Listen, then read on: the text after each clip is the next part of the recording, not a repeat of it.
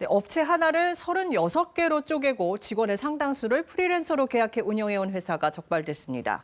왜 이런 방식으로 운영하는지 또 어떤 문제가 있는지 신현욱 기자가 현장 취재했습니다. 경기도 평택의 한 아울렛입니다. 의류업소와 한식 뷔페 등 여러 매장에 직원만 400명이 넘습니다. A씨는 연말정산을 하다 이상한 점을 발견했습니다. 같은 부서, 같은 공간에서 일하는 동료들의 사업장이 다 달랐던 겁니다. 저랑 제 사수님이랑 사업자가 달랐고요. 제 옆에 있는 분이랑도 달랐고. 이상한 점은 또 있었습니다. 고용노동부 조사 결과 여러 매장들은 회장 1명이 실질적으로 운영하는 한 업체였습니다.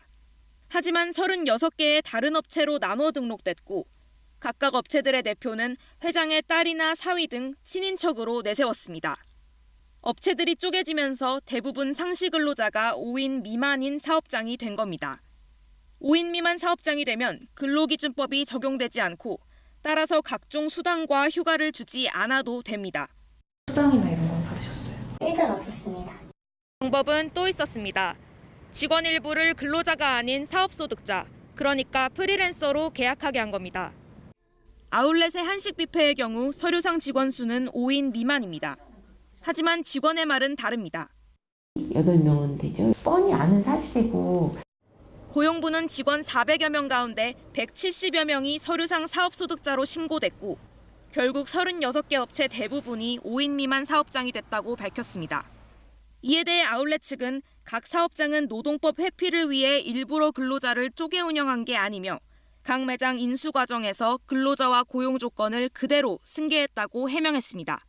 또 근로자의 개별 사정을 고려해 일부는 부득이하게 사업소득자로 신고했다고 밝혔습니다.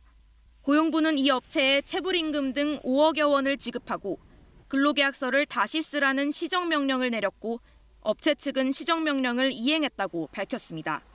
KBS 뉴스 신현욱입니다.